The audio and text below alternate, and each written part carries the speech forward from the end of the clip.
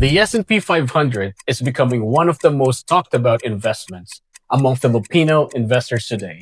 And honestly, I think that is a good thing. It means more Filipinos are starting to look beyond savings accounts, time deposits, local stocks, and traditional investment products.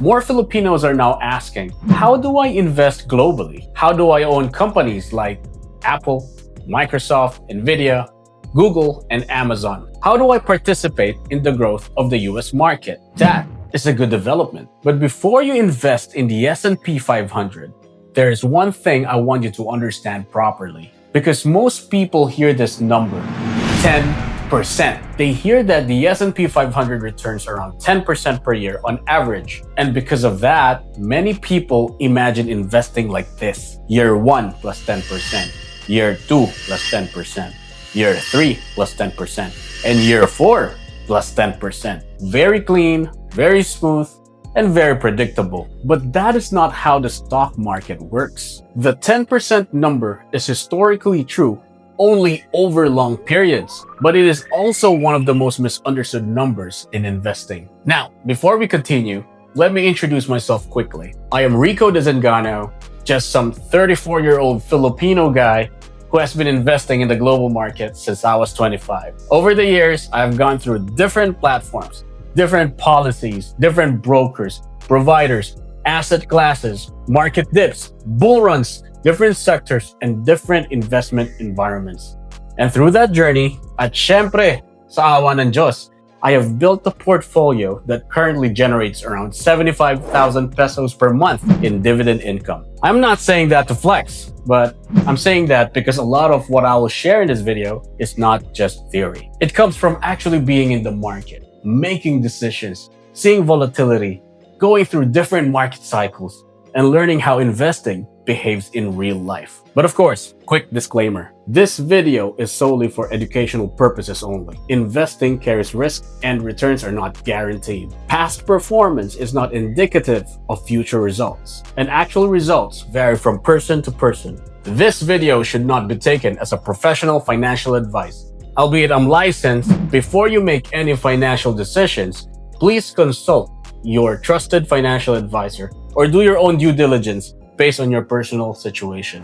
So in this video, I want to explain three things. First, why the S&P 500 became popular among Filipino investors. Second, what the 10% average really means. And third, the most important chart you need to understand before investing, which is how your chance of losing money historically changes the longer you stay invested. Because once you understand this, you will stop looking at the S&P 500 as a trend or a hype. You will start looking at it as a long-term investment tool. Let's start with the obvious question. If the S&P 500 has been around for decades, why are Filipinos only talking about it now? The answer is access. For a long time, the average Filipino investor had very limited choices. Most people knew about savings account, time deposits, real estate, insurance, local Philippine stocks, maybe some mutual funds or UITFs, but global investing felt far away. It felt complicated. It felt like something only wealthy investors, institutions, or people abroad could access. But today, the world is different. Information is everywhere. YouTube, podcasts, finance pages, investment apps, online brokerages, and global platforms have made investing more understandable and more accessible. An OFW in Singapore, Dubai, Qatar, Saudi Arabia, or the UK can now learn about the same investments that a person in New York or London is learning about. A young professional in Manila can now research global ETFs. A business owner in Cebu or Davao can now compare local funds with global funds. So the S&P 500 didn't suddenly become so good. It was already important. What changed is that Filipinos are more aware of it, and that is why you see more content about it today. Now, the awareness is good, but awareness is only the first step. The next step is understanding, because there's a big difference knowing the name of an investment and understanding how that investment behaves.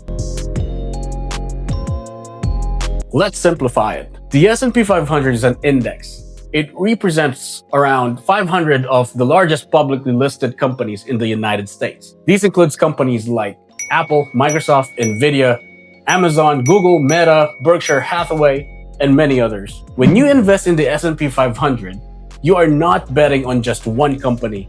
You are buying exposure to a basket of large US companies. That is why investors like it. You do not need to guess which single company will win. You do not need to choose only Apple, or only Microsoft, or only Nvidia. You are getting exposure to the broad US market. So in simple terms, investing in the S&P 500 is a way of participating in the long-term growth of corporate America.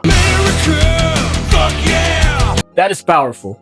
But here's the important part. The S&P 500 is still an equity investment, meaning it goes up and down. It can have great years, it can have terrible years, it can stay flat, it can crash, it can recover. So if you think of it as a guaranteed 10% product, you are misunderstanding it. The S&P 500 is not a time deposit, it's not a bank account. It is not guaranteed. It is ownership in business, and business ownership comes with volatility. Now, let's talk about the famous number, 10%. You have probably heard it many times. The S&P 500 returns around 10% per year, sabi nila. Historically, over long periods, that number is roughly correct. If you look at nearly 100 years of S&P 500 total return data, including dividends reinvested, the long-term annualized return is close to 10%. So the number is not fake. But here's where people misunderstand it.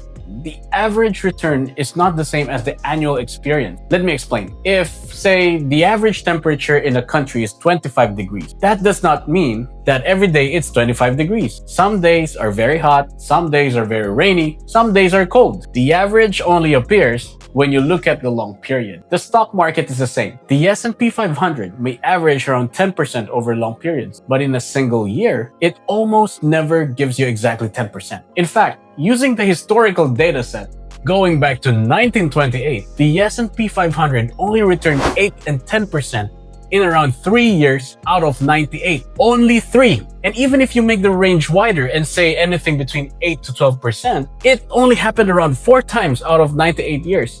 So the average almost never happens. That is the key lesson. The average is real, but it is not a yearly promise. It is a long-term result. And if you do not understand that, you may enter the investment expecting something smooth, then panic when the real experience becomes uncomfortable.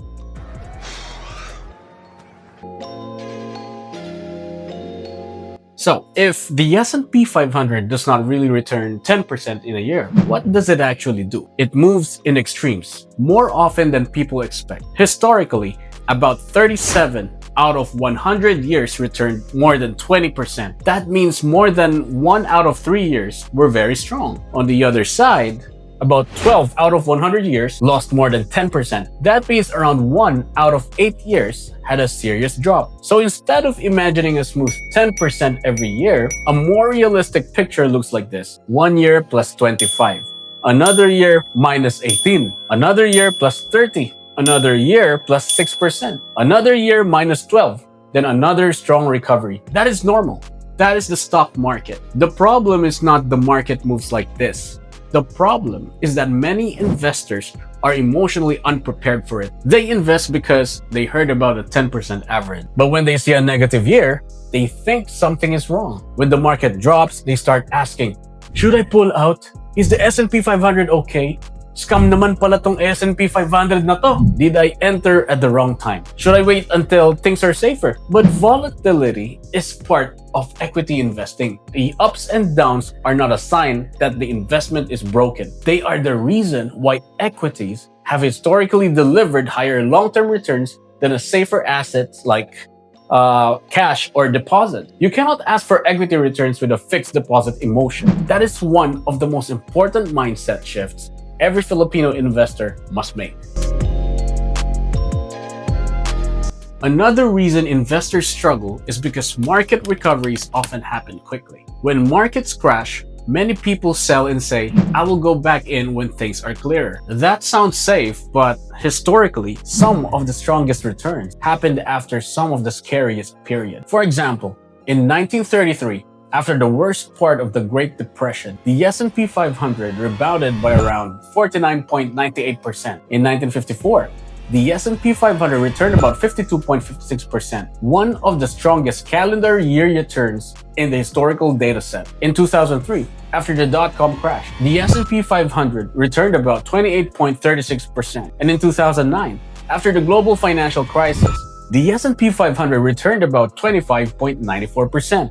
Now, let's bring it closer to our time. During COVID in 2020, the S&P dropped by more than 30% in a matter of weeks. Imagine being an investor during that period. Lockdowns everywhere, businesses closing, airports empty, people scared. The news looked terrible. But by the end of 2020, the S&P still finished the year with a total return of around 18.40%. Then in 2022, investors faced a completely different kind of fear.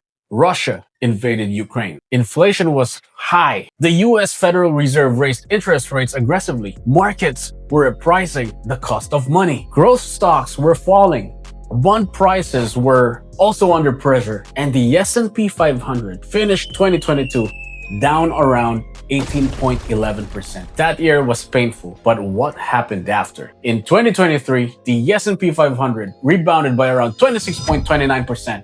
And in 2024, it followed with another strong year, returning around 25.02%. So again, the scary period was not the end of the story. And even recently, during US-Iran war and tension, many investors immediately worried about oil price, inflation, shipping routes, and whether the conflict would drag global markets down. That fear makes sense. Geopolitical risk is real. War headlines are serious. Oil prices matter. Inflation matters. Supply chains matter. But the market reaction also showed something important. When investors started pricing in easing Middle East tension, US stocks still managed to perform strongly, with the S&P 500 and Nasdaq registering their strongest quarter since 2020 despite the Iran war concern. So the lesson is not that wars, pandemics, inflation, or interest rate hikes do matter. They absolutely matter. The lesson is that markets do not simply react to bad news. Markets react to expectation. They react to whether the outcome is better or worse than the investors feared. And this is why recoveries can surprise people. Some of the best years in market history did not happen when everyone felt confident. They happened when many people were still scared. They happened when the headlines were negative. They happened when people were still saying, wait muna, cash muna ako, baka bumagsak pa. I'll invest when things are clearer. The point is not that you can predict the exact bottom. The point is that recoveries are often strongest when people feel uncomfortable. That is why trying to move in and out of the market is so difficult. You need to be right twice. You need to know when to get out, and you need to know when to get back in. And most people cannot do both consistently. This is why for long-term investors, time in the market is usually more important than trying to perfectly time the market. Not because timing does not matter at all, but because consistently getting it right is extremely difficult. Now, this is the most important part of the video. If there is one chart I want you to remember, it is this. The likelihood of losing money historically goes down the longer you stay invested. Let's start with a 1-year holding period. If you invested in the S&P 500 for only 1 year, historically, you had around 26% chance of losing money. That is roughly 1 in 4. So if your investment horizon is only 1 year, the outcome is very uncertain. Now, stretch that to 5 years. Historically, the chance of losing money dropped to around 12%, from 1 in 4 to roughly 1 in 8. Now, stretch it to 10 years. The chance of losing money dropped to around 6%. Now, to 15 years, it dropped to just 1%. And when researchers looked at a rolling period of 20 years, going back to 1928, the S&P 500 historically never produced a negative return. In fact, studies like those compiled by Professor Aswath Damodaran of NYU, which analyzed long-term S&P 500 data going back to 1928, consistently showed this pattern of positive outcomes over extended holding periods. Not during the Great Depression, not through the World War II, not through the oil crisis, not through the dot-com crash, not through the global financial crisis. Even the worst 20-year period was still positive. Now, let me be clear. This does not guarantee that the future will be the same. No one can promise that. But the historical lesson is very important. Time changes the odds. 1 year is unpredictable, 5 years is better, 10 years is stronger, 15 years is historically very low risk of loss. 20 years historically had no negative rolling period in that data set. So when people ask, is the S&P 500 risky? The better answer is, it depends on your time horizon. For 1 year, yes, very risky. For 5 years, still risky. For 10 years, historically much better. For 20 years, history has been much more favorable. Same investment, different time horizon, different risk experience. That is why investing is not just about what you buy. It's also about how long you can hold it. Now let's bring this back to Filipino investors. The lesson is not simply buy the S&P 500. That is too simplistic. The better lesson is match the investment to the purpose of the money. If the money is for your emergency fund, it should not be in the S&P. If the money is for your tuition next year, it should not be in the S&P. If the money is for a house deposit in 2 years, you need to be careful. But if the money is for retirement 15, 20, or 30 years from now, then global equities like the S&P 500 may become more suitable. This is why I always tell my clients, before asking what investment to buy, ask what the money is for. Because the same investment can be suitable for one goal and unsuitable for another. A 25-year-old investing monthly for a retirement is different from a 55-year-old investing a lump sum for near-term income. An OFW earning in Singapore dollars is different from someone earning pesos and spending in pesos. A business owner with excess capital is different from someone investing their emergency savings. So yes, the S&P 500 is a powerful tool, but it still needs to be placed inside a proper plan. Today, Filipino investors can access the S&P 500 in several ways. Some use global brokerages to buy ETFs directly. Some use feeder funds. Some use UITFs or mutual funds. Some use investment platforms. Some access global funds through advisor-led portfolios. Each vehicle has pros and cons. So do not just ask, how do I buy S&P 500? Ask, what is the best vehicle for my situation? Because two people can both say they invested in the S&P 500, but they may be doing it through completely different structures with different costs, risks, and liquidity. The asset matters, but the vehicle also matters. So what is the real lesson then?